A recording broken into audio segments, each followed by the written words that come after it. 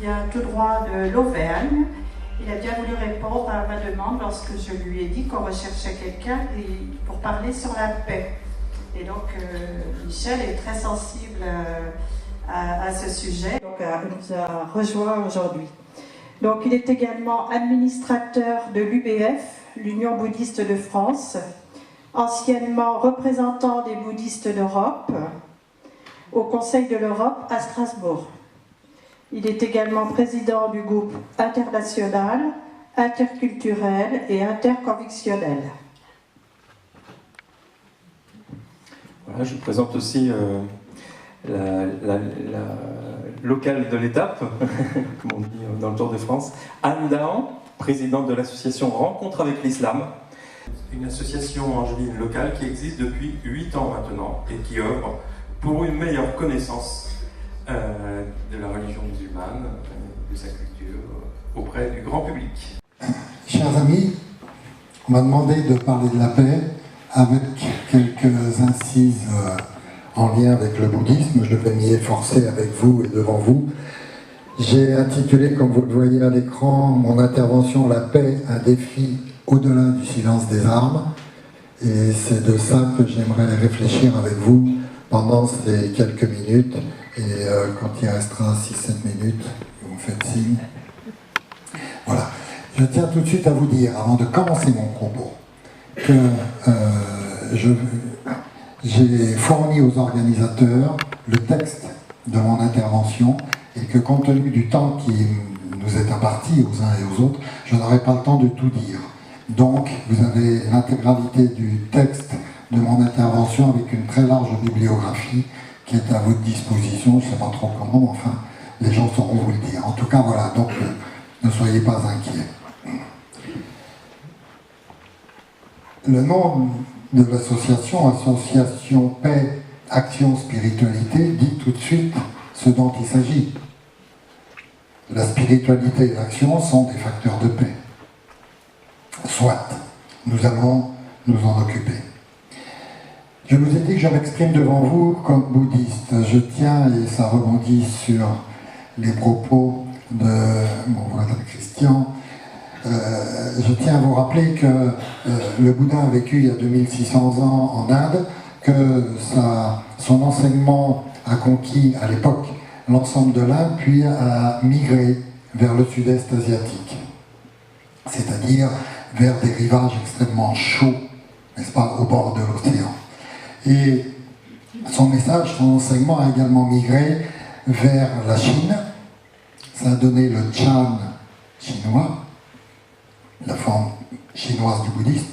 Puis un beau jour, c'est passé au Japon, ça a donné le Chan chinois est devenu Zen.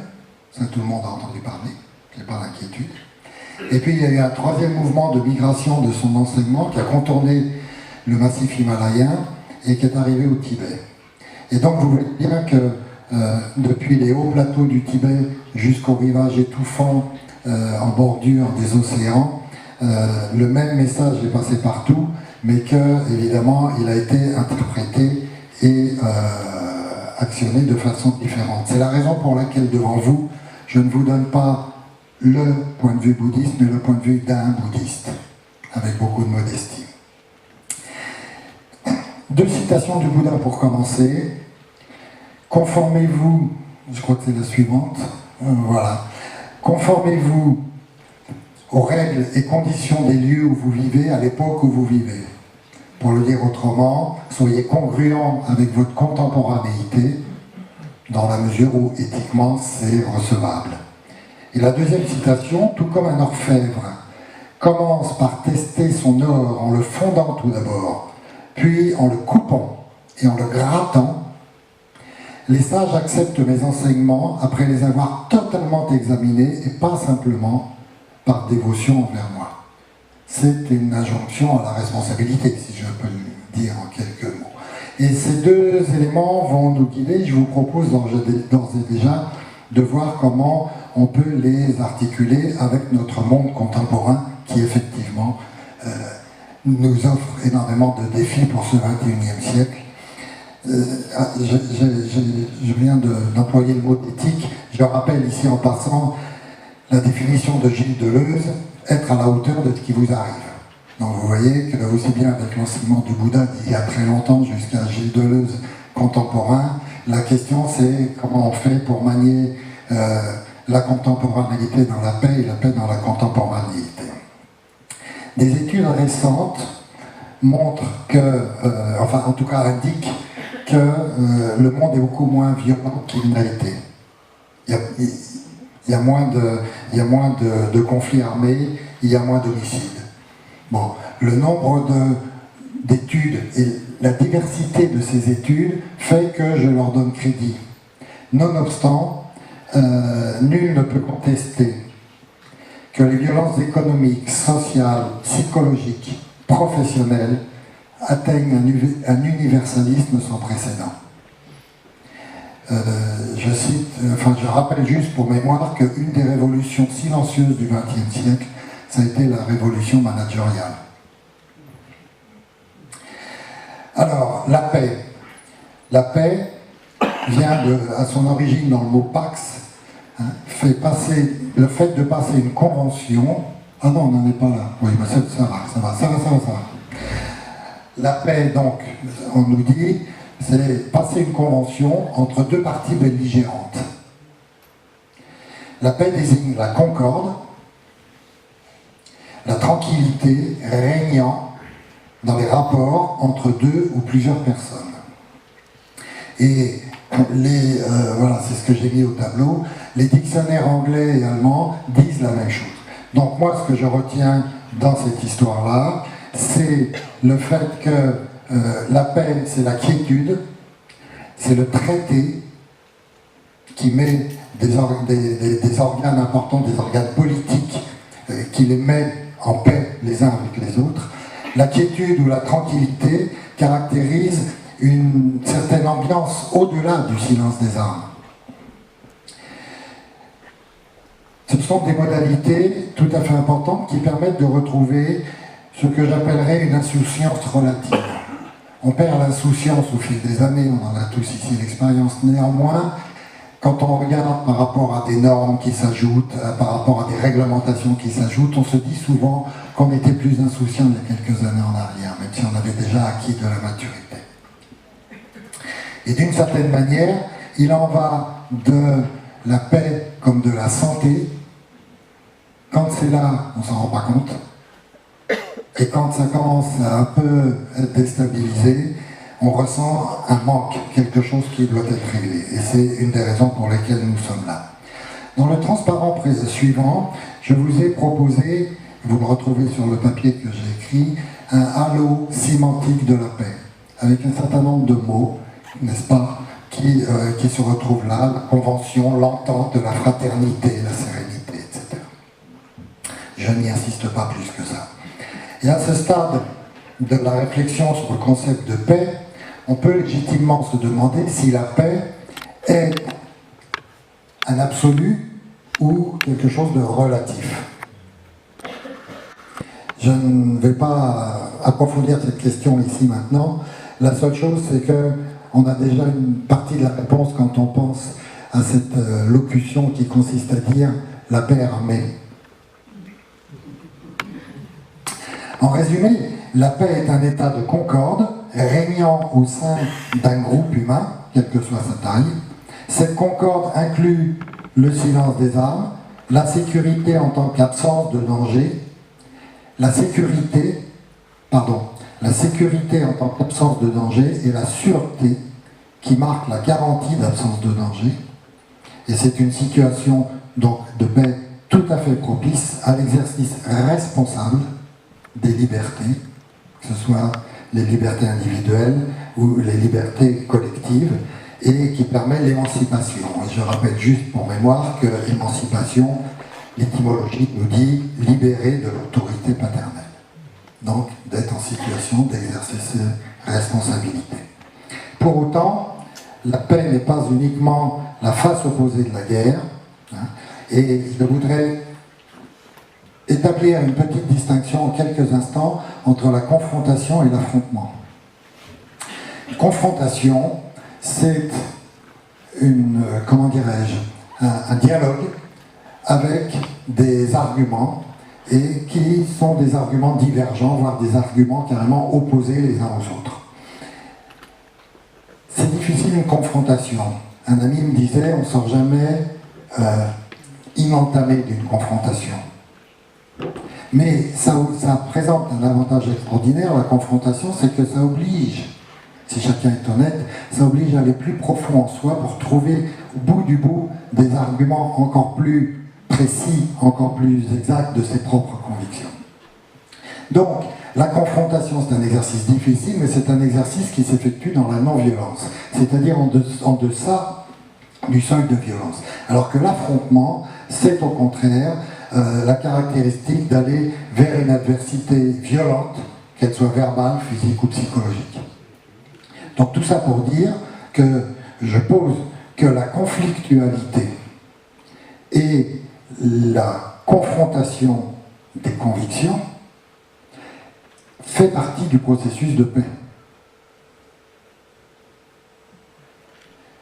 Et c'est l'occasion pour moi de repréciser ici devant vous ce que vous savez certainement déjà, c'est que la non-violence et le pacifisme ne sont pas des synonymes, n'est-ce pas? Bon, donc je n'assiste pas, mais je vois sur un certain nombre de visages que nous sommes d'accord là-dessus.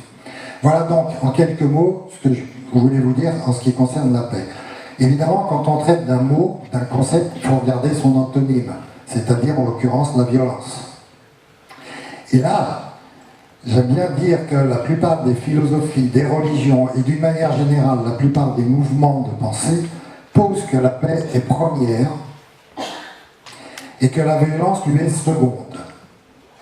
Ce point est d'importance, car lorsque l'on s'engage à la construction de la paix, on proclame le reflux de la violence jusqu'à sa cessation. Autrement dit, il n'y a pas besoin d'inventer la paix. Il faut juste faire reculer les éléments de violence, n'est-ce pas, qui s'imposent. Donc ça, c'est vraiment un point qui est tout à fait important. Et donc, la violence, nous dit le dictionnaire, c'est l'abus de la force pour contraindre quelque chose ou quelqu'un. Et je reprends très volontiers la définition qu'en donne le philosophe et théologien Bernard Quelquejeu, qui dit « On définira comme violence toute pensée, toute action, toute institution qui porte effectivement atteinte à la vie ou à la dignité d'autrui. » Donc on a là, si vous voulez, un petit peu un canal, des remparts entre d'un côté on a défini la paix, on a vu un petit peu en quoi ça consiste et que ça se nourrit d'une certaine conflictualité non violente, et puis la violence, on voit bien ce que c'est et jusqu'où ne pas aller. Je suis un peu perdu dans les transparents, forcément, puisque je ne les vois pas, donc je suis tout à fait désolé, mais je continue quand même. Par conséquent, voilà, et un dernier point là-dessus, c'est de dire que pour maintenir la paix, c'est-à-dire pour maintenir incontestable la primauté du droit et garantir l'exécution des décisions de justice, la présence d'une force de contrainte est absolument indispensable. Il ressort, chers amis, de ces éclairages sémantiques que le bouddhisme, qui est connu notamment, pas uniquement, mais notamment pour sa non-violence, n'exclut ni la confrontation des idées, ni la confrontation individuelle avec les démons intérieurs. Tout pratiquant du bouddhisme, quelle que soit la religion, la tradition au sein du bouddhisme à laquelle il se rattache, témoigne des confrontations avec ses propres émotions, ô combien perturbatrices. Et donc, faire la paix, ça commence déjà par ses propres états intérieurs. Et donc, c'est déjà tout un chemin. Et souvent, on dit, et nos grands prédécesseurs de la paix, Gandhi, Luther King, disent bien que la paix, on la fait d'abord à l'intérieur avant de la faire avec autrui. Donc je sais que j'ouvre des portes ouvertes, mais ça fait tellement du bien de les ouvrir, et quand elles sont ouvertes, de partager l'entrée.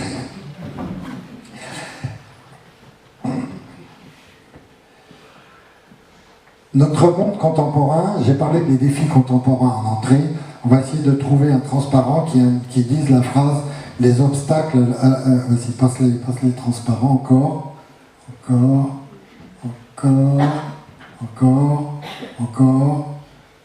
Bon, voilà. Donc, les défis pour la paix dans notre monde contemporain.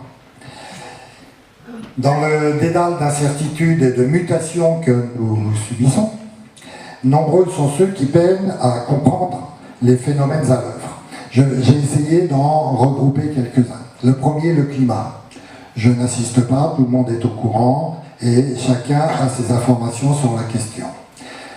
Mais en ce qui concerne le climat, je voudrais dire un petit mot à propos de la pollution quotidienne. Quand je dis ça, vous pensez tri sélectif, les voitures, ainsi de suite. Non, non. Je veux parler d'un autre niveau de pollution quotidienne. 60% de l'électricité mondiale est produite par du charbon. La Chine ouvre en permanence des nouvelles centrales à charbon. Il y a 2 siècles et demi de réserve en charbon, en stock. Il n'y a pas longtemps, en décembre dernier, il y a 4 mois, s'est tenue, vous le savez tous, la COP 24. C'était, n'est-ce pas, en Pologne. Vous savez où en Pologne? Dans la région de Pologne qui vient d'ouvrir la plus grande centrale à charbon d'Europe. Bon. Donc, je parle là des pollutions. C'est pour dire que c'est pas facile. Je ne critique pas. Je dis juste que c'est pas facile. Et là, mes chers amis, qu'on soit bouddhiste ou non, qui est prêt à ce titre-là à ne disposer que de 2h30 d'électricité par jour? Le fait que tout ce qui est made in China, c'est made in charbon, qui est prêt à payer ses t-shirts et ses jeans et ses chaussettes et ses stylos à un prix qui ne soit pas un prix chinois. Et quand je dis ça, les amis, je ne critique absolument pas la Chine. Je lis beaucoup sur la Chine, je m'intéresse beaucoup à la Chine depuis des années, je ne critique pas. J'introduis une idée que vous avez déjà décelée, l'interdépendance. Nous sommes tous interdépendants. Et donc les questions de climat, en l'occurrence les questions de paix, sont des questions directement d'interdépendance. Vous savez que c'est un mot qui revient souvent dans le vocabulaire bouddhiste, je n'y assiste pas, mais en tout cas, juste pour dire que d'abord, les problèmes ne sont pas si faciles à résoudre, deuxièmement, que l'interdépendance, c'est un concept qui est maintenant communément employé partout, mais qui a plein de subtilités. Je n'ai pas le temps de développer. Un autre aspect à propos du climat, la géopolitique.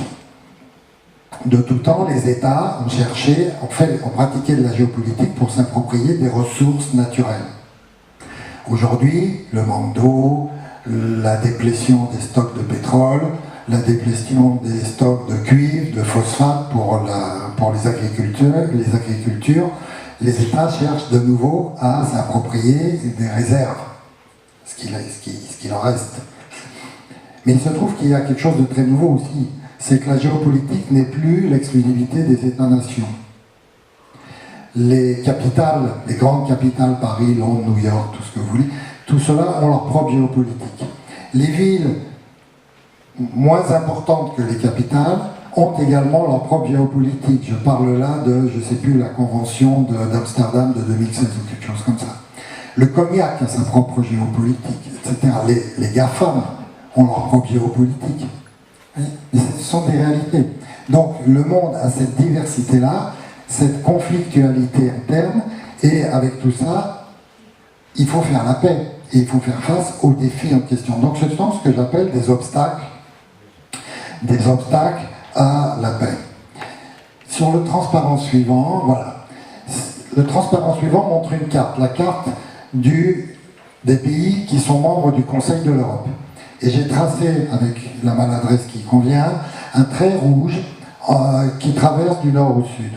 Vous verrez dans le texte, pour ceux qui voudront le lire, que c'est un axe de conflictualité, n'est-ce pas, entre, d'un côté, les catholiques romains et les protestants, et de l'autre côté, les orthodoxes, c'est-à-dire le moment où les deux vagues de missionnaires se sont rencontrés d'une certaine manière, enfin pour le dire vite, bon, c'est juste pour situer rapidement, et c'est également l'extrême de la conquête carolingienne. Bon, vous verrez ça dans le détail. Le transparent suivant vous montre un autre état de conflictualité à l'intérieur même de l'Union européenne, c'est ce qu'on appelle le groupe Visegrad. C'est-à-dire qu'il y a fort longtemps, les rois de Pologne, de Hongrie et à l'époque de Bohême se sont retrouvés dans la ville de Visegrad pour s'opposer à l'empereur Habsbourg qui régnait à l'époque. Bon, depuis, ça a changé et maintenant, c'est les pays actuels créent au sein même de l'Union européenne un certain nombre de difficultés. De même, l'ancienne Ligue hanséatique, ces ports du nord de l'Europe, se retrouvent aussi pour apporter quelques contestations au sein de l'Union européenne. Pourquoi je vous dis ça? Parce que on parle de paix. Les humiliations de vieille date mûrissent très bien dans des vieux pots. Et un jour ou l'autre, le malheur fait que ça ressort, et en général, évidemment, ça ressort quand il ne faut pas. Voilà. Donc, par rapport à la paix, le respect, la dignité, et le fait aussi de connaître l'histoire, de savoir à qui on parle, avec qui on parle, dans quel contexte on parle, d'où on parle, tout ça a été très bien dit tout à l'heure, mais également de connaître un minimum les antécédents de ceux avec lesquels on parle, que c'est effectivement extrêmement important. Bien. Le transparent suivant, je vais passer assez vite. La déplétion, voilà, je voudrais dire un mot, non, c'est pas ça. Voilà, vous voyez ici les ressources naturelles et le social. Vous voyez cette ligne-là, je voudrais en dire un mot. La déplétion des, ressources, des stocks de ressources naturelles. Je ne vais pas développer sur l'énergie, juste rappeler que... 10 minutes? Ok. Juste rappeler que tout le monde constate un détricotage des solidarités sociales, un détricotage d'un certain nombre de choses dans la société actuelle, en tout cas des difficultés nettes par rapport à tout ça. Juste pointer le fait que la civilisation du pétrole a permis des gains de productivité absolument gigantesques et incroyables. Et ces gains de productivité avec les luttes menées par la société civile ont permis des progrès sociaux absolument considérables. Manque de peau, aujourd'hui, tout ça commence à s'éroder sérieusement, et donc il y a vraiment une transition générale qui est à faire, pas uniquement climatique, transition économique, sociale, à tout point de vue, mais surtout une transition démocratique. Car en fait, à travers tout ça, les tensions de la société actuelle, avec toutes les causes qu'on vient de très vite résumer, et encore j'en passe certaines, créent une situation où on a pu constater la contestation décomplexée des institutions, que ce soit au niveau de l'ONU, au niveau de l'Union européenne, au niveau d'un État-nation, au niveau des corps intermédiaires, même de la famille. Je veux dire, je ne porte pas de jugement de valeur, les institutions sont, de manière décomplexée, critiquées. Qu'est-ce que ça veut dire? Une institution, pour qu'elle tienne debout, qu'elle ait une autorité morale, elle a besoin d'un corpus juridique et législatif. Et ce sont ces corpus spécifiques juridiques et législatifs qui sont attaqués, qui sont contournés par le droit cosmopolite et toutes sortes d'actions de ce genre. Ça veut dire simplement que l'état de droit, le fait qu'on ne va pas se venger quand il y a un litige, etc., l'état de droit est en difficulté. Et donc la paix avec lui, naturellement.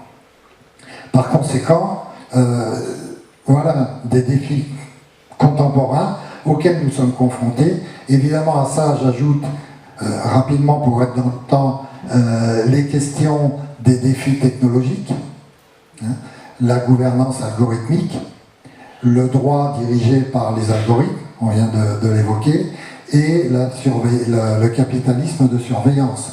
Vous avez tous entendu parler, en Chine, du bonus-malus des citoyens.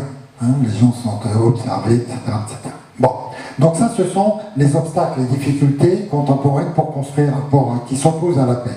Alors, quels outils pour la construire? Je vais finir évidemment sur le positif. Il faut qu'on se retrousse les manches et qu'on fasse. Dominique a eu la gentillesse de dire, quand elle m'a présenté, que j'avais fréquenté pendant une dizaine d'années le Conseil de l'Europe. Effectivement, j'y étais parmi la représentation de la société civile.